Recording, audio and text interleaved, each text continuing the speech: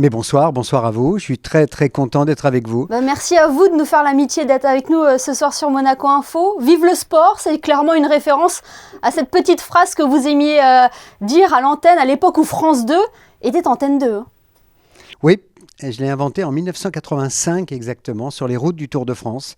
Un peu par hasard, et même beaucoup par hasard. Un soir, cette année-là, je faisais le journal du Tour avec Patrick Chêne et Alain Vernon. On m'avait confié le journal du Tour que j'ai inventé, le résumé, 20h30 le soir. Et puis dans l'après-midi, comme ça, spontanément, j'ai dit « Vive le sport ». Et le président de l'époque, qui est Jean-Claude Héberlet, me dit « Gérard, tu as trouvé un truc, c'est presque un truc de pub, de communication, continue ». Et dès le lendemain, pratiquement, les gamins sur le bord de la route disaient « Vive le sport ». Donc ça marche, oui. Oui, c'est toujours en tête encore. Hein. D'où vous est venue l'idée, Gérard, de mettre en scène le sport et ses petits secrets ? Moi, ce que j'aime, en fait, ce sont les histoires, presque plus que les résultats de sport. J'aime les histoires, j'aime les anecdotes, j'aime les choses originales. Je me suis dit, tiens, après tout, si je commençais à raconter ces histoires-là, et en particulier en les faisant vivre, c'est-à-dire en incarnant les personnages.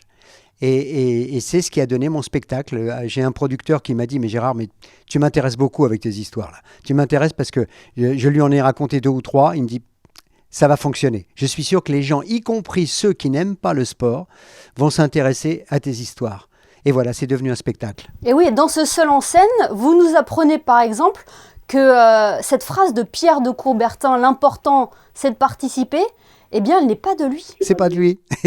Oui, c'est pas de lui. Il y en a 2 comme ça. Il y a aussi plus vite, plus haut, plus fort. C'est pas de lui. Et l'important c'est de participer, c'est pas de lui non plus. Alors ça, je l'explique dans mon spectacle. Il a pris ces 2 phrases, d'une part à l'abbé Didon, qui était l'abbé d'Arcueil, qui adorait le sport, qui a été le prof de Sacha Guitry, qu'on connaît bien au Théâtre des Muses, parce qu'il y a même un spectacle où on parle beaucoup avec Anthea Sonio de Sacha Guitry. Eh bien, c'est l'abbé Didon, Henri Didon, qui a inventé cette phrase-là, plus vite, plus haut, plus fort. Et Coubertin l'a récupérée, c'est un récupérateur. Et l'autre phrase, c'est pareil. L'important, c'est de participer. Ça, c'est Monseigneur Talbot, qui est un Américain. Il l'a prononcé en 1908. Dans la grande cathédrale à Londres. Il a dit l'important, en fait, c'est pas forcément de gagner, c'est de participer. Coubertin l'a reprise après. Alors, je suis absolument pas d'accord avec cette phrase-là et on en parle pendant mon spectacle parce que je trouve que c'est très français, parce qu'on se réjouit en France quand on est 12e. Non, non. En sport, il faut gagner. Mais bon, c'est une phrase qui est restée. Vous enchaînez avec autant d'histoires tout aussi surprenantes les unes que les autres. J'imagine que ça a été un long travail de recherche. Comment on fait le tri dans autant d'anecdotes ? Dans le spectacle, je raconte une 40aine d'histoires à peu près, et c'est au moins 2 ans de travail de rédaction et de mise en scène pour pouvoir incarner, parce que c'est vrai que j'incarne par exemple Marie Paradis, qui est la première femme qui a gravi le Mont Blanc en 1808. J'imite Alain Mimoun, qui a gagné le marathon de Melbourne en 1956. Tout ce qui est dans mon spectacle est vrai.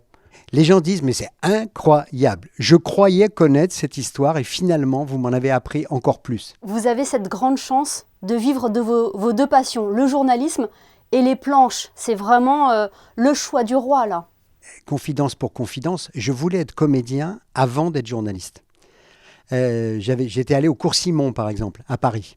Et puis par bonheur, comme je lâche jamais rien, j'ai réussi à rencontrer le directeur d'un théâtre qui m'a fait confiance, qui m'a fait passer une audition comme un débutant. Et il avait bien raison pour savoir si j'étais au niveau. Et j'ai été engagé dans une troupe qui s'appelle la Compagnie de la Reine à Paris, à Versailles.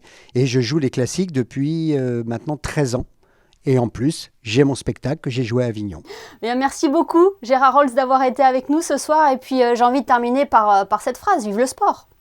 Vive le sport et ses petits secrets qu'il faut venir découvrir avec le spectacle. Merci de m'avoir reçu. Merci à vous.